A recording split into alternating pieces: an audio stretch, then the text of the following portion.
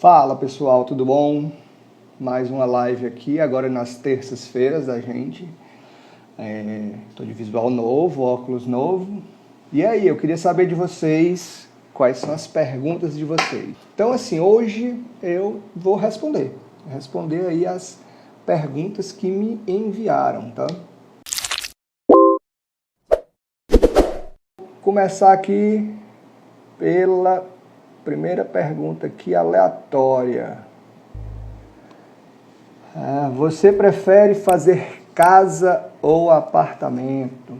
São dois projetos completamente diferentes, né? Até porque é assim, normalmente apartamento você está fazendo uma reforma de interiores. E uma casa você chega na reforma de interiores num segundo momento, né? Você já desenvolveu toda a parte de arquitetura, você já fez ali boa parte de compatibilização de projetos, de acompanhamento de projetos de engenharia para iniciar interiores, né? Então, é até importante, tem até uma pergunta aqui sobre projeto de interiores, quando é que deve contratar, eu dei uma olhada antes, né? E assim, interiores é um estilo de projeto e a arquitetura é outra, tá? Então, assim, eu gosto muito da parte de casas porque tem a parte de engenharia de construção, certo? Para quem não conhece um pouquinho da minha história, eu até programando fazer um vídeo para explicar mais para vocês, eu também sou quase engenheiro, né? Eu fiz engenharia até 7º, 8º semestre, mas aí a demanda do escritório foi tão grande que eu tive que dar uma parada, né? E aí também por questões pessoais, filhos, tá? Eu depois vou explicar para vocês, mas assim, eu gosto muito da parte de engenharia de construção, que no apartamento também tem, né? Quando a gente vai fazer uma intervenção maior ali na obra, né? Vai tirar a parede, vai acrescentar, mas não é todo apartamento que a gente faz isso. Mas eu gosto muito dos dois, né? E os dois têm resultados muito bacanas. Mas hoje eu foco mais na questão das casas, né? Mas se você tem um apartamento, fala comigo, porque a gente faz bastante projeto de apartamento, porque a gente foca a nossa comunicação nas nossas casas, né? Mas eu gosto muito dos dois, mas prefiro casa, tá bom? Então, primeira pergunta aí respondida. Deixa eu ver se eu consigo. Tem até uma pergunta que foi feita aqui agora. Eu vou dar preferências para as perguntas ao vivo, tá? E depois eu tento responder as perguntas que já foram feitas antes lá nos nossos stories. Vocês também constroem? A Érica perguntou. Construímos sim. Meu irmão é meu sócio e ele é engenheiro e faz a parte de construção, tá? Mas assim, não são todos os projetos que a gente faz que a gente consegue construir. Projeto tem uma demanda de trabalho e construção é outra completamente diferente, tá? Então a gente tem muito menos obras do que projetos, tá? Então assim, não é uma coisa associada à outra. A gente faz o projeto e também pode fazer a obra, mas não é toda obra que a gente entra, né? Até porque assim, a gente tem muito definido qual é o nicho de obra que a gente trabalha, que é mais construção de casas, e a quantidade de obras para a gente ter um atendimento de excelência ali, né? Então, a gente define muito bem isso, tá? E assim, esse mercado de construção ele é muito exigente, né? E a gente até passou por muita turbulência aí, questão de pandemia, de lockdown, né? Então, a gente teve que se desdobrar para equilibrar isso aí, mas tá tudo dando muito certo, tá bom? Então, obrigado aí pela pergunta. Deixa eu ver se tem mais um aqui. Eu não gosto de ficar mexendo aqui no celular, porque fica tremendo aí para vocês, mas como o meu note aqui, eu vou até tentar testar isso aqui depois, que eu não consigo entrar na live aqui pelo notebook, tá? Não sei se é alguma coisa do Insta. Deixa eu ver aqui outras perguntas. Acabei pulando aqui, vamos lá. Essa pergunta é muito importante hoje, né? Como você vê o aumento dos preços dos lotes e das obras, tá? Bom, pessoal, tudo está subindo de preço, né? E assim, a gente teve um movimento de muita alta ali no início da pandemia, no lockdown, né? E depois alguns preços voltaram à sua estabilidade, né? Cimento, mas a maioria subiu e permaneceu, tá? Então, altas, tudo que for derivado de petróleo está muito mais caro. Então, impermeabilizações betuminosas, se você pegar tudo que tem muito plástico, está mais caro porque é tudo baseado em petróleo. Se você pegar mão de obra, aumentou. Tudo que tem transportes pesados, pedras, você tem uma alta considerável, tá? Então tudo está aumentando. E os lotes, assim, o lote deu uma valorizada muito boa por conta da demanda, né? As pessoas estão buscando mais casas, né? Quem ficou preso no apartamento sentiu que ia estar no apartamento e não puder usar, às vezes, aquela área de lazer maravilhosa que tem ali embaixo do seu apartamento. É até uma questão que muitos clientes chegavam para a gente e diziam: eu não vou fazer uma piscina na minha casa porque tem a do condomínio. Mas a do condomínio fechou, né? Quem tinha sua piscina em casa aproveitou bastante. Então, assim, é uma demanda muito grande por lotes, por casas, por construções, né? E aí também vem a questão de alta dos preços por demanda. Quanto maior a demanda, maior mais os preços vão subindo, né? Então, os lotes foi por conta dessa demanda e da escassez, tá? De repente pré-pandemia tinha lote sobrando para vender, né, nos condomínios. De repente sumiu os lotes e aí os que estavam mais baratos venderam muito rápido, foram ficando os de preço mediano, aí ficaram os de preço mais alto, quem já vendeu mais alto já pediu um pouquinho mais, então teve uma valorização que eu digo não é nem tanto uma valorização, tá? Foi um ajuste de preços. Os preços antes da pandemia tinha gente vendendo lote mais barato do que comprou. Depois da pandemia a pessoa vendeu pelo que pagou, tá? E aí tem gente hoje que está tirando algum resultado em cima dos lotes, mas a não ser que você tenha feito uma compra muito boa lá no início. Mas eu vejo a tendência dos preços a continuar subindo gradativamente, porque tudo vem muito baseado em transporte, em construção civil você movimenta muita coisa, né? Então você tem coisas muito pesadas, tudo depende de transporte, né? Então a gasolina subindo do jeito que está, o diesel, então a tendência é continuar a aumentar os preços. Okay? Eu vi outra pergunta aqui. Deixa eu ver se eu acho. Da Kátia. Boa noite. Uma casa já construída tem condições /estudo para a colocação de um elevador? Depende, tá, Kátia? Depende muito da estrutura, tem que ser analisado. E depende muito do fluxo, tá? Porque o que acontece? Quando a gente está pensando em uma casa, o elevador ele tem que sair de uma zona de circulação para chegar numa zona de circulação, tá? Então, ele teria que sair da sua sala, do seu corredor debaixo da casa, para chegar no corredor de cima, tá? Então, é possível, sim, que você faça esse estudo, tá? Qual é a outra coisa que a gente, além do fluxo da funcionalidade desse elevador, você tem que ver a questão estrutural da sua casa, tá? Porque tem dois tipos de elevadores. Tem elevadores que são plataformas hidráulicas, que aí ele não tem uma casa de máquina lá em cima, tá? Ele tem uma plataforma elevatória e tem elevadores que são o motor que puxa aquilo ali, que é o mais convencional em apartamentos, tudo, tá? Então, um vai ter o motor embaixo, o outro vai ter o motor em cima. Então, sua estrutura da sua casa suporta isso? Sua casa tem estrutura de concreto? Se não tem, você vai ter que fazer uma estrutura auxiliar para poder suportar isso. E aí vem, vamos dizer assim, os transtornos da instalação de um equipamento grande como esse, tá? Porque você tem que fazer fundação, né? Aí você vai fazer um buraco na sua casa lá para fazer a fundação, para apoiar isso.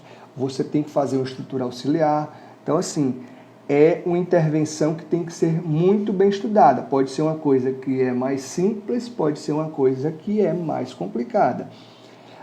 Casas que a gente está construindo hoje, tem algumas que a gente já faz a previsão do elevador. Não é que o cliente vai colocar ela de início, o elevador de início, tá? Mas já tem ali, vamos dizer assim, o fosso do elevador, que a gente dá um uso independente, né? Faz um armário, faz uma rouparia no térreo, no primeiro pavimento, faz uma laje que você possa tirar, uma laje às vezes parafusada, uma estrutura metálica, né? Que aí você quiser fazer o elevador, você chega e instala o elevador de forma menos traumática, tá? Mas numa casa que já está construída, é preciso um estudo bem aprofundado, de arquiteto, de engenheiro, para poder te dar essa solução aí, e também de instalações elétricas, tá? Se a sua instalação suporta aquele equipamento, o motor ele puxa muita tensão, né? Então tem uma série de fatores que precisam ser analisados. Mas é uma reforma que precisa, às vezes, você precisa colocar ali na balança, né? Se for uma coisa emergencial, às vezes é difícil você ter outra opção. Se for uma coisa que seja programada, que você possa ter uma programação, ou que seja uma coisa duradoura, a longo prazo, talvez seja mais interessante você pensar uma alternativa de construir uma casa que tem o custo, apesar das altas, ainda tem um custo interessante, e você pode fazer a casa do jeito que você quiser, já prevendo o elevador, tá? Então, são algumas possibilidades, mas é preciso analisar cada caso a caso aí, para ver se é possível colocar o elevador numa casa já pronta, tá? Vou aguardar aí as perguntas ao vivo, enquanto isso vou olhando aqui as perguntas que já foram feitas aí nos nossos stories. Olha, tem uma pergunta aqui que eu achei interessante, mas que eu preciso explicar o que é antes, tá? Qual o melhor método construtivo para uma casa? Tijolo ou drywall, tá? A pergunta que eu vou começar... De nada, Kátia. Kátia disse aí, obrigado por nada. Qualquer dúvida aí me manda, que eu respondo aqui com o maior prazer, tá? Então, qual é o melhor método construtivo para uma casa? Tijolo ou drywall, tá? Tijolo e drywall não são métodos construtivos para uma casa inteira, tá? Você tem a estrutura de concreto com o fechamento, né? Os fechamentos de parede são em tijolos, né? E você tem o drywall como um sistema de construção também de fechamento. Então, assim, você pode ter concreto com tijolo, concreto com drywall, estrutura metálica com tijolo, estrutura metálica com drywall, steel frame, né? Que é um outro método construtivo. Né? Eu não vou me alongar nesses métodos, porque senão é uma live para cada um, tá? Mas assim, a gente tem uma tecnologia que é o tijolo totalmente artesanal, ou seja, o peão, o pedreiro lá, o operário ele vai produzir aquela parede toda, prepara a argamassa, quebra o tijolo. Então, assim, eu digo que é bem artesanal mesmo, tá? É manual. E o drywall já é um sistema que você vai fazer um frame, né? Uma estrutura metálica de apoio, você vai parafusar as placas de gesso, tá? Então, a estrutura de tijolo, você tem uma resistência maior à água, você tem uma facilidade maior de mão de obra, tá? A de drywall, você já tem uma mão de obra mais especializada, você tem menos resíduos, né? Porque você é mais industrializada, você consegue aproveitar melhor aquele material, né? Tanto que o drywall se chama um sistema seco de construção, porque para a alvenaria comum você mistura água com cimento, então é um sistema úmido, tá? E O drywall é um sistema seco porque você não vai fazer argamassa, é muito parafusar, tá? Então, depende demais da sua região. Se você tem mão de obra disponível, né? Você pode optar por um ou por outro. Se você tem uma facilidade aí de material, de entrega, né? Ou se você vai fazer paredes só internas, tá? Paredes externas, o drywall já tem uma resistência menor, você já tem que ter outros artifícios ali para isolar da água a tua estrutura, essas suas alvenarias de vedação, né, de drywall. Então, depende demais do teu tipo de construção, né? Se for construções que você precisa de muita velocidade,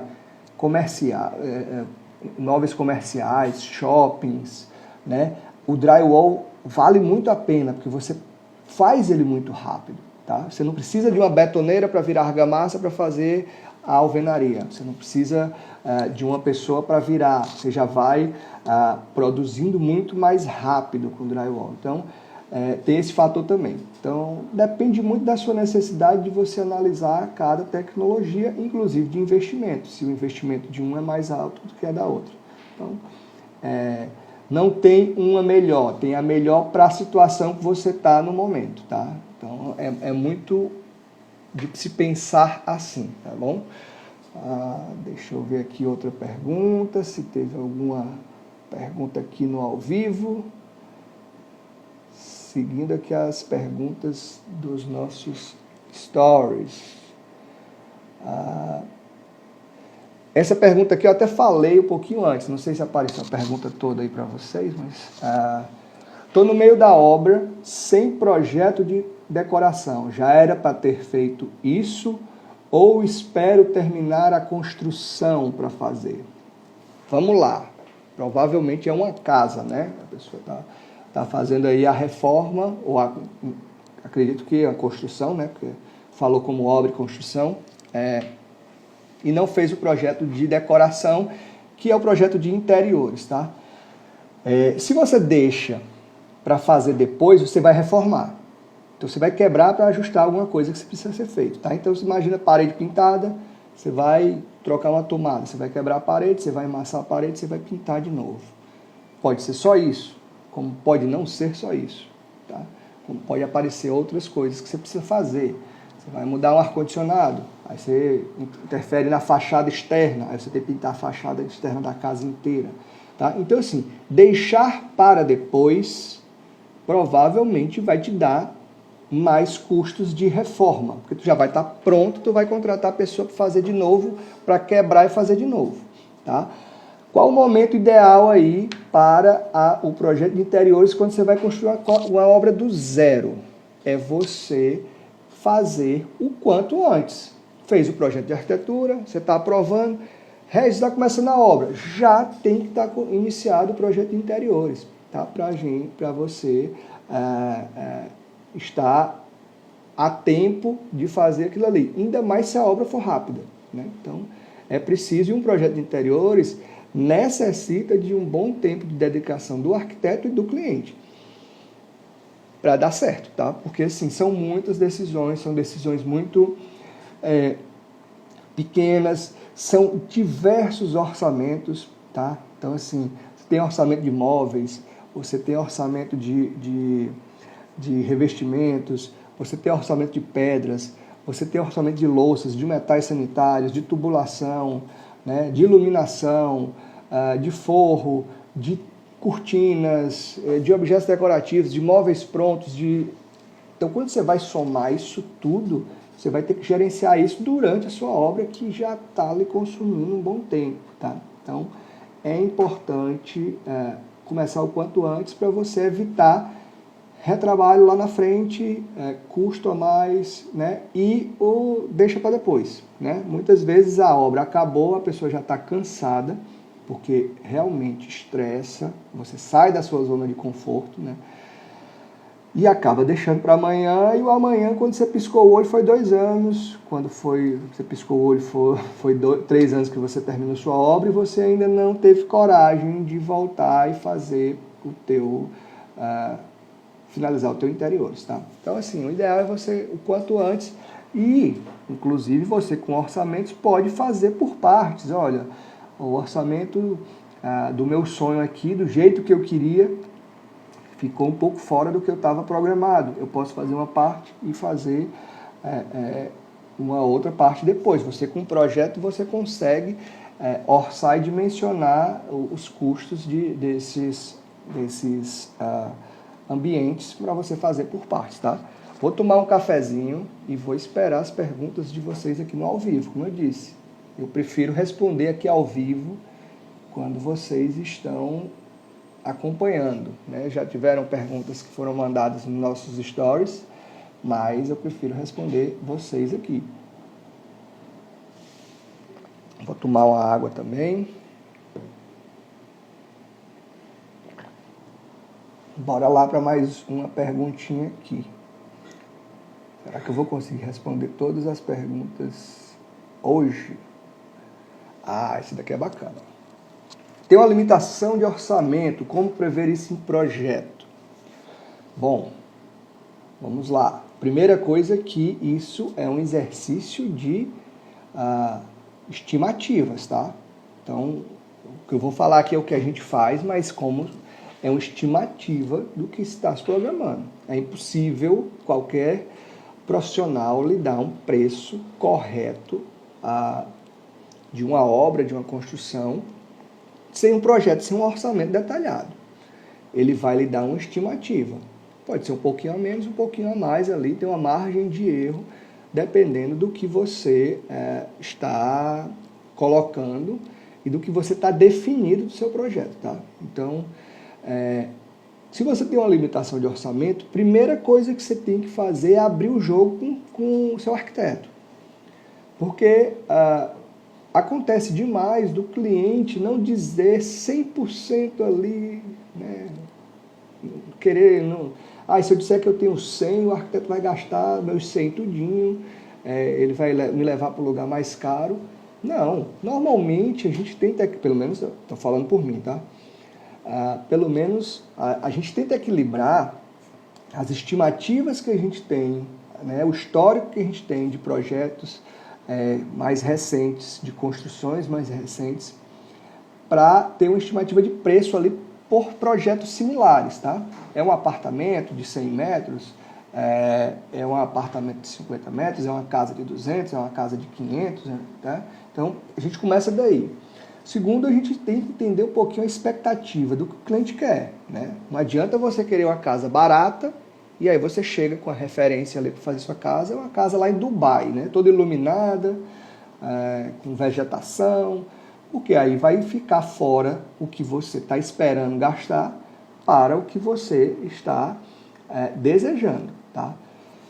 E isso é um equilíbrio que tem que ser muito bem conversado, entendido entre cliente e arquiteto, né? Expectativas. Então, às vezes as expectativas são muito altas para um orçamento mais pé no chão.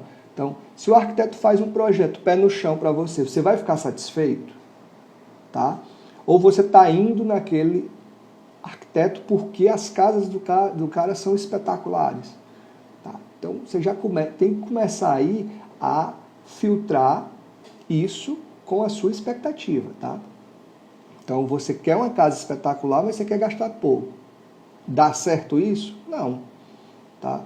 Então, se você tem um orçamento limitado, pense bem, organize o seu orçamento, tenha uma margem de segurança nesse orçamento. Porque obra, você orça hoje para terminar de construir daqui a 6 meses, 1 ano, tá? Então, você tem uma inflação, você tem um aumento de preço durante esse período. Você tem um efeito jaquê, né? Já que está fazendo para morar, vou comprar o mais caro. Tá? Então você tem que evitar esse efeito jaquê. Né? Você tem que evitar fazer mais do que precisa. Tá? Eu vejo muito projeto que a gente leva um tempo para amadurecer porque o cliente quer muito mais do que talvez seja o que ele sonha, mas não é o que ele pode. E aí você faz um projeto para o sonho e não pode, vai dar problema na obra, tá? Então, tem que ter essa confiança, tá? para você ser jogo aberto com o seu arquiteto. E outra, tá? Não adianta você chegar com um valor X, tá? E dizer, olha, me disseram que eu faço X metros quadrados com esse valor. E aí o seu arquiteto vai dizer que não é bem assim, que a experiência dele é outra, e você não acredita e diz, olha, vou fazer, vai dar certo comigo, tá? E no final não dá. E aí vai dizer, olha, o arquiteto fez um projeto que não cabia no meu bolso. Não adianta você tentar se convencer, muitas vezes, da informação que a gente está dando ali. Então, é bom ter pé no chão, escutar bem, estar aberto a entender realmente todo o processo. Muitas vezes as pessoas falam de parte do processo, tá? Eu gastei X para construir minha casa. Mas ele esqueceu de colocar o tempo que ele estava dentro, que você talvez não tenha. Ele esqueceu de colocar o projeto, ele esqueceu de colocar a ajuda do amigo, que é amigo dele, forneceu um material mais em conta, ou de um parente que tinha ali uma situação que podia ajudar. Então, assim, tem uma série de fatores que podem influenciar no preço, que às vezes a pessoa te diz o preço real e que talvez ele não tenha feito a matemática tão precisa, tá? De imposto, de encargo social, de alvará. Então, é bom escutar um profissional que vai te dar esse caminho para chegar nessa tua casa com mais precisão possível, tá? E esteja aberto para entender e para talvez mudar o teu plano. Dar um passinho para trás, fazer uma casa menor, mas que possa ser ampliada, certo? Mas que você consiga fazer aquela etapa toda de uma vez, tá bom? Então, limitação de orçamento, você tem que ter muita transparência com as pessoas que vão te auxiliar nisso aí, tá bom? Não para você gastar tudo, mas para você gastar bem, tá certo? Você gastar bem. Muitas vezes tem fases ali, não adianta você construir a casa toda e você não ter R$1 para comprar uma cadeira para estar dentro da casa, tá? Você vai pagar a casa sem móveis, né? Então, pensa no todo e escuta o profissional, tá bom? E contrata um projeto, porque não adianta nada também ir fazendo no achismo, você vai gastar muito mais, quando você vê, seu dinheiro acabou e você está na metade da obra. Vamos lá, perguntas de vocês, eu quero perguntas ao vivo aqui. Eu estou mexendo aqui no celular, estou ficando tremido aí para vocês, mas muita gente aqui. Vamos aqui a mais uma pergunta. Essa daqui é bem do que a gente estava falando. Ó. Fiz um projeto com o meu arquiteto e ficou tão caro que não vai dar para construir. O que eu faço? Você devia ter conversado antes, talvez, né? E assim, cara, eu não dá para construir com mais do que eu tenho, eu não tenho mais de onde tirar, você tem que fazer dentro disso aqui. Dá para você ajustar o projeto, mas assim, se você não quiser mudar o projeto, você vai mudar uma fatia muito pequena do seu orçamento ali, que é a fatia de acabamentos, né? Porque aí o estrutural, isso eu estou considerando para uma casa, né? Eu não sei se é um apartamento, qual é o projeto, tá? Mas você consegue ajustar alguma coisa, mas numa limitação menor, né? E assim, se a pessoa já foi com o pé no chão nos acabamentos, já não tem muita margem de mudança não, tá?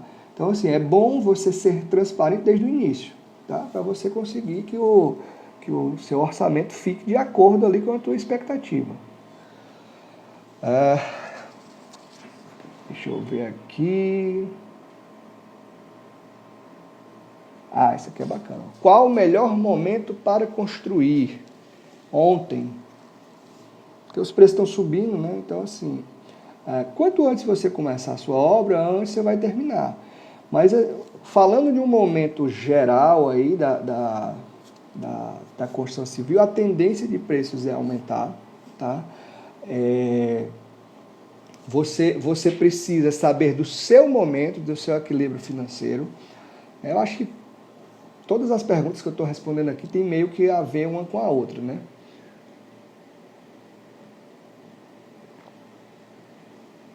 é você estar num momento financeiro equilibrado para ter capital para fazer essa obra sem desestabilizar seu negócio, a sua vida pessoal.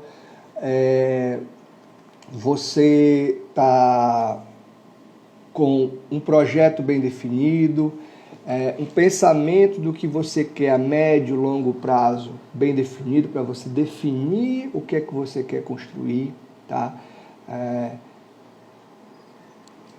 Difícil quando você está construindo, você está tendo mudança de planos ali no meio da obra, né? Ou no meio da construção. Você vai ter que fazer ajustes na sua obra e vai sair caro. Então, o ideal é você estar alinhado com o que você quer a médio e longo prazo, né? Se você tem esse equilíbrio financeiro, se você já tem a experiência, né? Se você tem disponibilidade, dependendo ali, não, Rez, eu quero fazer mais barato porque eu vou estar próximo ali da minha obra, eu vou acompanhar.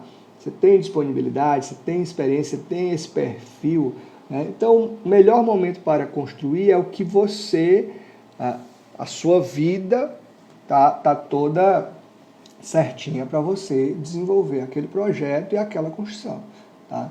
Então, mas se a gente pensar em momento financeiro, quanto antes você começar a sua obra, melhor, porque você não vai pegar esses aumentos de preços que a gente tá vendo aí, né? E até me perguntam, você acha que vai baixar? Poucas vezes eu vi coisas no Brasil baixando de preço, depois que sobem e ficam, né? Então, elas normalmente não tendem a baixar. Então, o momento para construir é o que você tem a capacidade de construção e que você está decidido, tá bom? Pessoal, eu quero que vocês me perguntem aí. Hoje eu estou aqui somente para responder. Eurobras aqui deu boa noite, bem-vindo, Eurobras.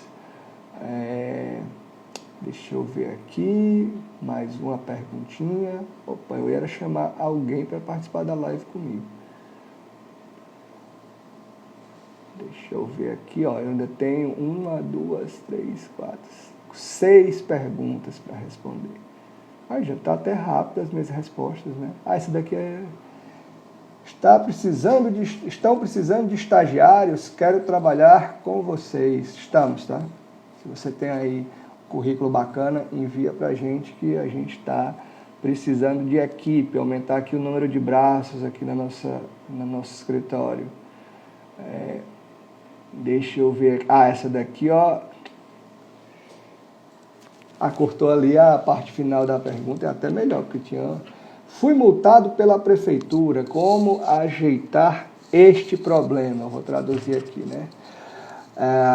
Bom, primeira coisa que eu vou dizer é que não é um projeto nosso, tá? Todos os projetos da gente, eles são aprovados pela prefeitura, tá? E aí tem duas coisas que você pode levar multas aí na sua obra. Pela prefeitura, se você tem um projeto que não tem o alvará de construção da prefeitura, que o alvará nada mais é do que uma concessão de construção. Você está sendo permitido a construir. E para você estar permitido a construir, a prefeitura tem que analisar o que é que você está fazendo e dizer, olha, isso está dentro da lei de uso e ocupação do solo.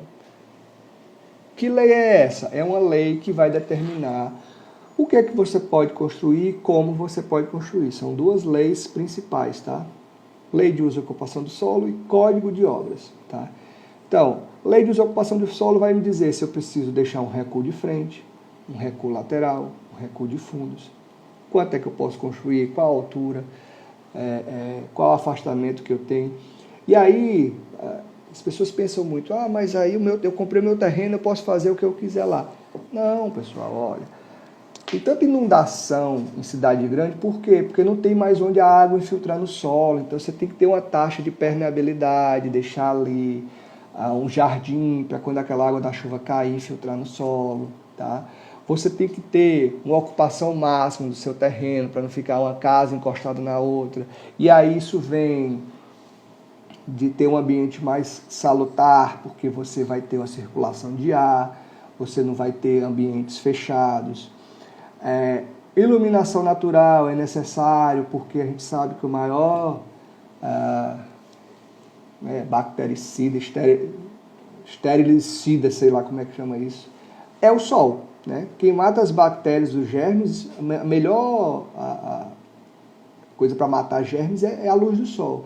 Então, quando você tem um ambiente que entra a luz do sol, ele é um ambiente mais saudável. E tudo isso é pensado nessas leis de ocupação. Tá? Outra coisa, as concessionárias são dimensionadas para uma certa população por área.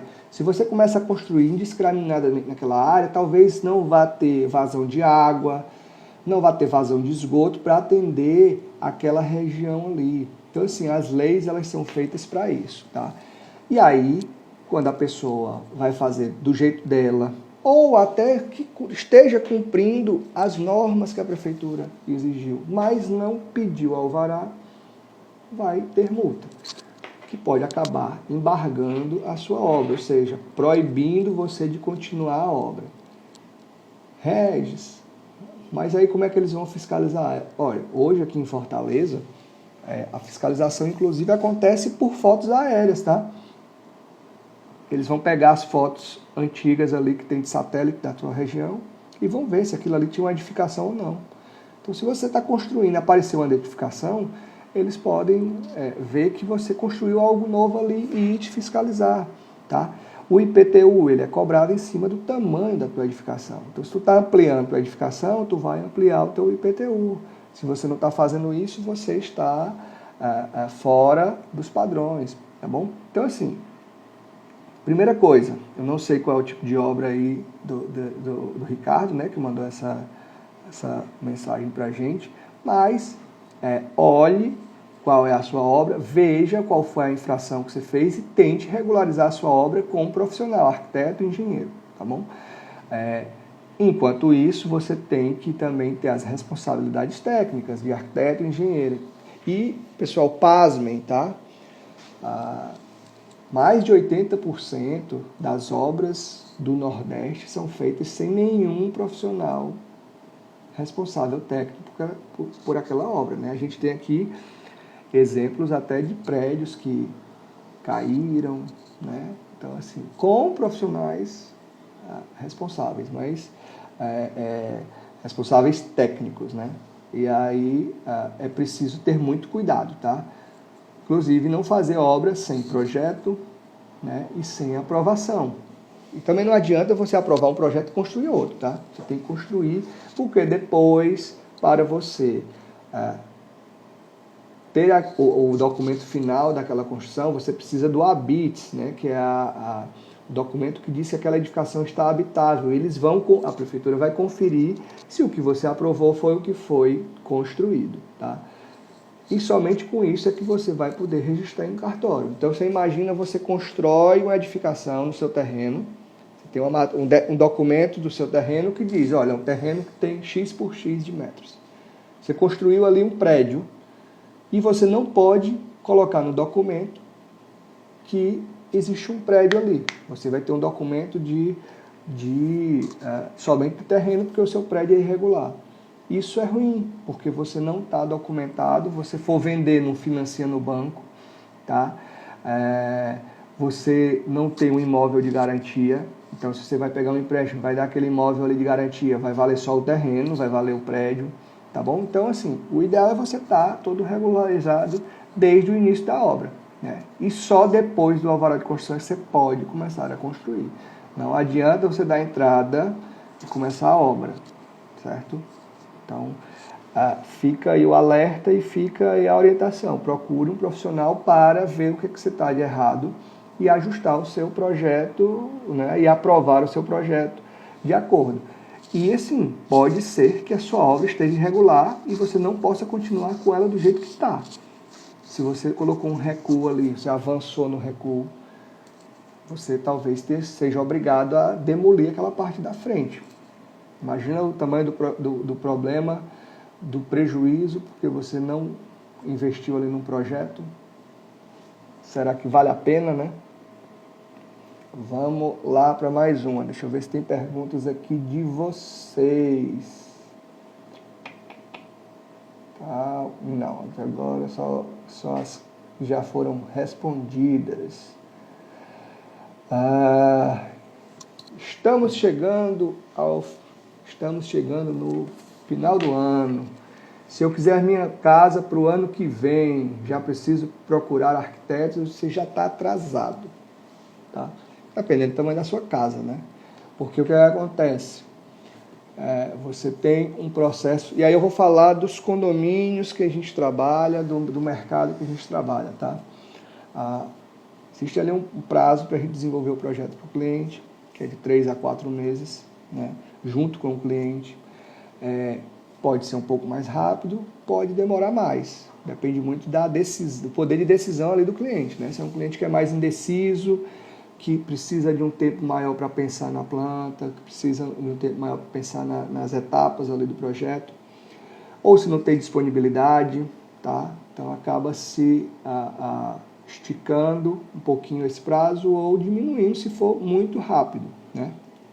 Quando é muito rápido, às vezes não teve tempo suficiente para amadurecer o projeto e talvez tenha alguma mudança depois, tá? Então eu digo muito para o cliente, tem sempre tarefinha de casa, vai lá e olha a planta e mede para saber se está do seu gosto, né? Então é importante isso, amadurecer o projeto, tá bom? Se você tem esse prazo, você ainda vai aprovar na prefeitura, tá? As prefeituras têm recesso de final de ano, sempre, né? Você tem que aprovar no condomínio, tem filas de projetos hoje nos condomínios, né? Tem revisões que os condomínios pedem aos projetos, para adequar alguma coisa à norma, para adequar alguma coisa de representação gráfica, né? Você, além disso, Reis, aprovei o projeto, para eu aprovar na prefeitura, eu preciso que o meu construtor assine essa aprovação. E quem é o seu construtor? Você já orçou o projeto? Não é um orçamento que sai da noite para o dia, tá, pessoal? Às vezes uma casa grande leva algum tempo para ser orçada. Você vai negociar um contrato, você não vai em um construtor só, você vai em 2, 3, tá? Às vezes os que você está selecionando têm uma demanda maior de trabalho e precisam de um tempo maior de orçamento. Então, quando você vai somar todos esses prazos, e aí a gente apresenta para os nossos clientes um cronograma, você vê que se você quer sua casa para o Natal do ano que vem, você já está atrasado, tá? Você já precisa começar seu projeto agora. Então, é importante isso, tá? Você pensar novamente, falei aqui de outra situação, eu não lembro aqui qual foi, dos custos, né? Você pegar uma orientação correta de todos os prazos. É importante você também, de todos os custos, né? Eu falei na pergunta anterior. Mas é importante também você pegar uma orientação correta de todos os prazos, tá? Os prazos que realmente são factíveis ali para você ter o seu projeto, né?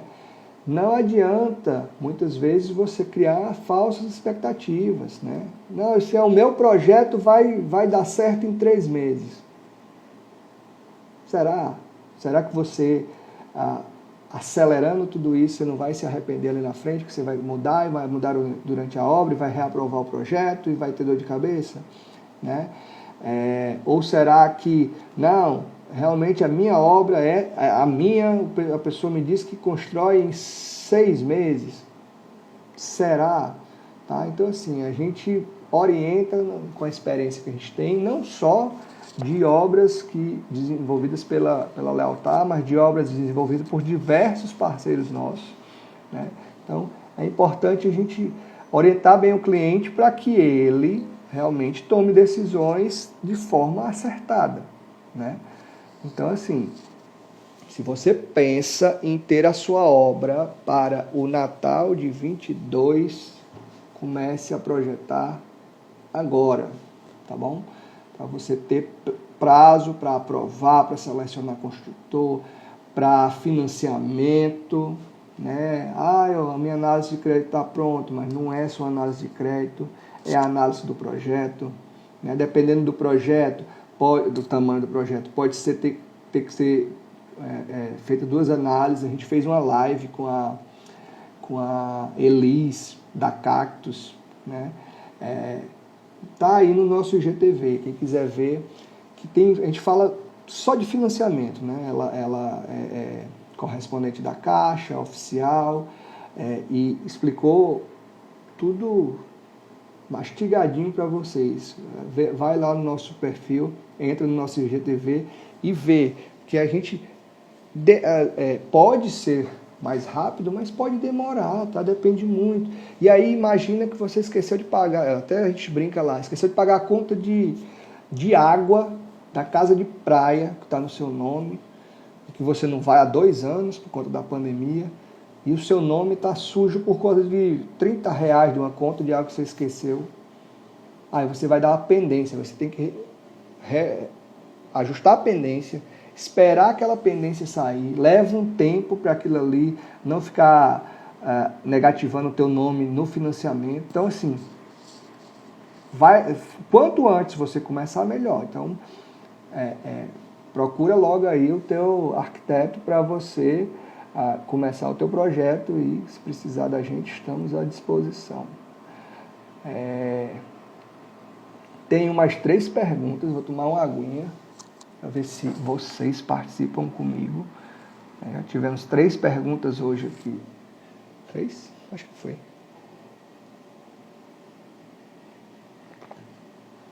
E vou responder essas aqui. Deixa eu ver como é que está meu tempo. Eita, já está no meio para o fim. Quer dizer, já está bem adiantado. Olha aí, ó, mais uma que tem a mesma temática, né? O que é mais importante para você? Fazer um projeto bonito ou dentro do orçamento do cliente? Tem que ser dentro do orçamento do cliente, né? Tá certo que a gente não tem bola de cristal, nem 100% assertivo, porque as coisas vão mudando de preço, como eu disse, né? Você faz a casa para ser construída durante o processo, né? Então tem um aumento de preço ali durante o período de construção, mas a gente tem que estar dentro do orçamento do cliente. Não adianta você fazer um projeto lindo, maravilhoso, espetacular, efeitual, a pessoa perde o fôlego olhando e o cliente não tem dinheiro para construir. Pendurar na parede, o projeto não vale a pena, né? Só vale a pena pendurar aqui no escritório, mas o projeto bom é o da obra, tá bom? Então, assim, a gente tenta ser o mais assertivo possível na nossa precificação, no nosso briefing ali para o cliente, tá? Agora, se o cliente também tem uma expectativa de ter uma casa maravilhosa e começa, já que estou construindo para morar, a gente aqui no Ceará diz que é esticar a baladeira, sabe? Puxar demais o estilingue lá, né? Aí você começa a ter um sonho maior do que você pode construir. Ou então você tem um orçamento que você não disse para o arquiteto que você podia ter, né? Tem essas 2 coisas aí, que o cliente diz que tem 500 e tem 800, né? Aí ele pega e vai aumentando o projeto sem avisar, ser claro assim com o arquiteto, e diz, não, eu consigo, tá bom? Então, tem esses 2 viés aí que são importantes, mas a gente tenta sempre estar dentro do orçamento, né? E aí, a maioria das vezes, quem está puxando muito para cima é o cliente, porque a gente tem essa preocupação, né? Então, cliente, aí eu vou avisando toda reunião, tá? Estou segurando, estou tentando segurar aqui o teu orçamento, vai dar mais alto, vai dar mais alto. E aí, muitas vezes, o mais alto fica apertado ali para o cliente, se ele puxar demais. Se ele deixar aqui na mão da gente, a gente segura o negócio para ficar dentro do orçamento dele, tá bom? Mas é um exercício de futurologia, né? Porque a gente está fazendo um orçamento de uma coisa que vai ser construída depois, né? Alguns meses depois, e vai ser terminada de construir muitos meses depois, né? Vários meses depois. Regis, hoje vale mais a pena uma casa térrea ou uma casa duplex? Depende da sua necessidade. tá? Qual o seu momento de vida? Você é uma pessoa que tem dificuldade de locomoção? É uma pessoa jovem, saudável, né? Que vai passar quanto tempo nessa casa? Você tem 40 anos, sua casa é para 20 anos, você vai ficar com 60 nessa casa. Vai fazer uma escada desconfortável, uma escada linda, maravilhosa, mas que não lhe gere conforto. Teve a pergunta aqui do elevador, né? Então, talvez a pessoa fez a casa no momento que construiu, não pensou, e depois tem a necessidade, tá? Então, assim, casa térrea, né, é uma casa que necessita de mais terreno, porque você está espalhando aquela casa no terreno e vai ocupar o teu terreno. Então, um dos limitadores de uma casa térrea é o tamanho do terreno. Não que seja ruim, mas que tem que ser pensado muito bem isso. Tá? A gente está projetando casas térreas aqui, que ocupam mais o terreno, mas que ficam muito bacanas. Né? Inclusive, tem casas que você pensa que não é térrea, tem um pé direito duplo e tal, que dá um efeito de imponência. Né? E a casa duplex, você precisa disso, você precisa de uma casa maior, você precisa de 3 quartos em cima, um embaixo, né? Você quer um terreno mais livre para ter uma área de lazer maior, tá? Então, assim, vai depender do perfil, né?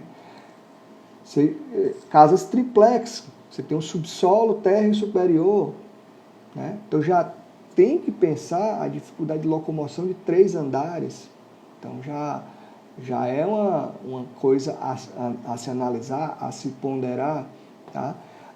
Você vai pensar o elevador, então você já tem vencido essa questão da mobilidade vertical, né? da movimentação vertical, porque você vai ter um elevador, a previsão. Mas aí pense também, uma pessoa que tem necessidades especiais vai precisar de um banheiro acessível, de uma locomoção mais livre pela casa. Tem a acessibilidade individual, que a pessoa, na própria cadeira de rodas, é uma necessidade, a pessoa assistida é outra, tá bom? Então, tem uma série de fatores que vão influenciar se você vai, se é melhor, se vale mais a pena, né, como a pergunta diz, uma casa térrea ou duplex. Vai depender demais do seu perfil, do seu momento de vida, né, e do seu investimento, tá? Patrimônio. Você tem uma casa térrea, ela tem um público-alvo específico ali. Se você quiser vender, vai ser um público que tem alguma dor, que aí não é uma dor física, é uma necessidade em relação a essa querer tudo no mesmo plano, né? Não querer subir dessa escada, tal, não ter essa barreira. E a casa duplex você já vai estar com uma gama maior de pessoas que tem menos essa necessidade, né? Mas é muito do momento de cada um aí, de cada cliente, de cada família, tá? E aí eu vou para a minha última pergunta, que a gente já está no limite do nosso tempo, né? Faltando 5 minutinhos para 1 hora de live, que a pergunta é: qual o maior desafio quando você vai fazer... Deixa eu ver aqui, eu cortei aqui a pergunta. Eita, perdi. Meu Deus. Qual o maior desafio quando vai fazer um projeto? Não tinha visto toda. É justamente o que eu acabei de falar, né? Da pergunta da casa térrea duplex. É identificar realmente o que é necessário, o que é necessidade para o nosso cliente. E por que eu digo que é desafiador? Porque a gente tem que fazer o nosso cliente pensar junto com a gente, tá? A gente tem que tirar ele da zona de conforto, fazer ele olhar por um outro viés ali da obra, da construção, da necessidade, do médio prazo, do longo prazo, da mudança de família. E aí eu digo, olha, projetar não é desenhar a parede, tá? É desenhar o espaço que a pessoa vai viver dentro. Então, esse é o grande desafio, é projetar a vida que vai acontecer dentro daquelas paredes. Então, esse é o nosso grande desafio, é pensar como você vai construir memórias, como você vai interagir, como a gente vai favorecer com a arquitetura a sua vida dentro daquele espaço. Então, esse é o maior desafio e é o desafio mais legal da nossa profissão. fazer com que a gente sonhe com vocês, desenvolva um projeto, desenvolva um espaço que vá facilitar a sua vida, que vá promover o que você deseja na sua vida, né? Mas para isso a gente precisa, junto com você, identificar o que você quer. E aí é o maior desafio, que a gente investe um tempo para se aproximar do cliente, para entender mais, para propor coisas que são realmente de importância para o nosso cliente. Tá? Chegamos aqui ao nosso finalzinho da live, praticamente 1 hora. Queria agradecer a todo mundo que teve aí a disponibilidade de estar com a gente. Se tiver dúvida, manda. Tá? Adoro essas lives assim de perguntas e respostas, né? A gente até seleciona as perguntas que vêm assim aleatórias para a gente responder, né? Se quiser mandar pergunta aí no nosso direct, no link do nosso WhatsApp, manda para a gente, o que a gente puder esclarecer para vocês, facilitar, aproximar vocês de conquistar aí a casa de vocês, a casa dos sonhos, a casa tão sonhada aí, né? É um processo longo, é um processo que precisa de muita reflexão, mas que é muito bom fazer parte, tá bom? Obrigado, pessoal, até a próxima, e terça que vem, né? Talvez na semana que vem eu vá fazer na quarta, tá? Porque eu vou estar de viagem, e aí eu já comunico aqui com vocês pra gente ter mais uma live, tá bom? Obrigado, pessoal, boa noite e até a próxima.